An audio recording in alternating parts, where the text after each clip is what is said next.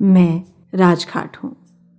हर साल कुछ खास तारीखों पर मेरे आंगन में देश के काफ़ी बड़े नेतागण आते हैं। उन तारीखों पर इस जगह काफ़ी रौनक रहती है, पर साल के बाकी दिन मेरे लिए सुकून के होते हैं, क्योंकि बाकी साल शिष्टाचार के कारण नहीं बल्कि श्रद्धा से शीश नवाने भारत भर और दुनिया भर से लोग यहाँ आते हैं। जी, अगर एक मृत इंसान को जीवित देखना हो, जीवित महसूस करना हो, उसे जीवन की प्रेरणा लेनी हो, तो आइए मेरे पास, मेरे प्रांगण में। यहाँ शांति भी मिलेगी और यहाँ शक्ति का संचार भी होगा। मेरी गोदी में उस व्यक्ति की समाधि है जिसके 75वें जन्मदिन 2 अक्टूबर 1944 को भेजे एक संदेश में आइंस्टाइन ने लिखा था कि आने वाली नस्लें शायद मुश्किल से ही विश्वास करेंगी कि हाड़ मांस से बना हुआ कोई ऐसा व्यक्ति भी धरती पर चलता फिरता था। दुनिया के महानतम वैज्ञानिकों में से एक एल्बर्ट आइंस्टाइन एक वैज्ञानिक के रूप में 2 महान वैज्ञानिकों को अपना आदर्श मानते थे। ये 2 वैज्ञानिक थे आइजैक न्यूटन और जेम्स मैक्सवेल। आइंस्टाइन के कमरे में इन्हीं 2 वैज्ञानिकों की तस्वीरें लगी रहती थीं, लेकिन अपने सामने दुनिया में तरह तरह की भयानक हिंसक त्रासदी देखने के बाद आइंस्टाइन ने अपने घर में लगी इन दोनों तस्वीरों की जगह 2 नई तस्वीरें टांग दी थी। इनमें एक तस्वीर थी महान मानवतावादी एल्बर्ट श्वाइत्ज़र की और दूसरी थी महात्मा गांधी की। आइंस्टाइन इस बदलाव की वजह भी बताते थे।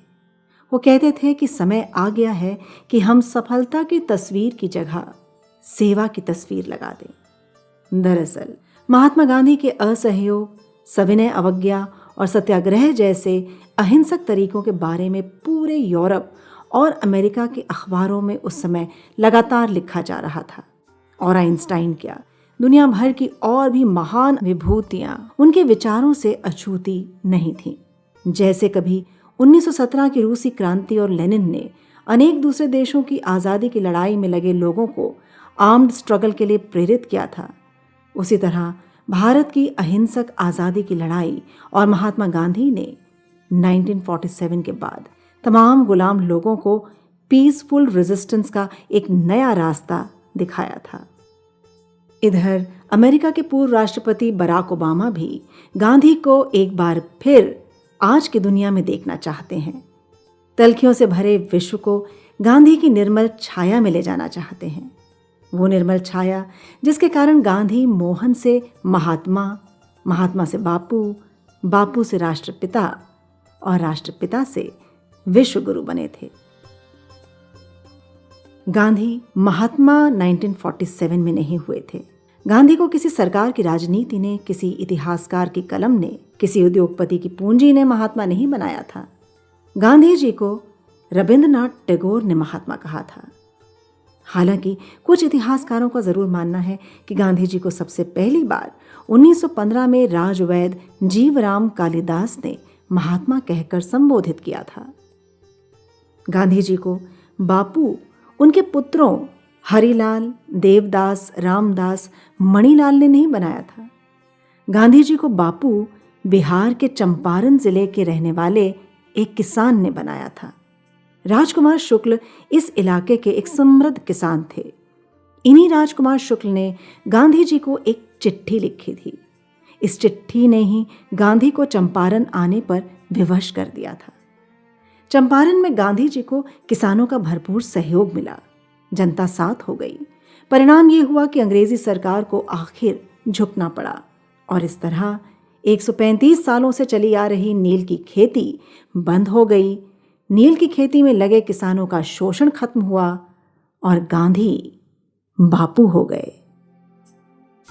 गांधी को राष्ट्रपिता नेहरू, पटेल, अंबेडकर ने नहीं बनाया था। गांधी को पहली बार नेताजी सुभाष चंद्र बोस ने ही राष्ट्रपिता के नाम से संबोधित किया था।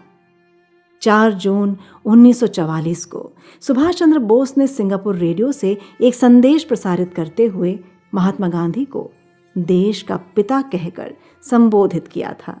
इसके बाद 6 जुलाई 1944 को सुभाष चंद्र बोस ने एक बार फिर रेडियो सिंगापुर से एक संदेश प्रसारित कर गांधी जी को राष्ट्रपिता कहकर संबोधित किया और फिर शायद इसीलिए गांधी जी के देहांत के बाद भारत के तत्कालीन प्रधानमंत्री पंडित जवाहरलाल नेहरू ने दुखी मन से ऑल इंडिया रेडियो से दुखी देश को संबोधित करते हुए कहा था कि राष्ट्रपिता अब नहीं रहे। जी, मैं राजघाट हूं, राजघाट। मेरी गोदी में गांधी की समाधि के रूप में आज भी भारत की आत्मा जिंदा है। जब तक भारत की धरती पर राजघाट है, देश की आत्मा की आवाज सुरक्षित है। इस आत्मा का सार प्रेम, अहिंसा, भाईचारा और एकता है, और इस आत्मा में हे राम भी समाया है।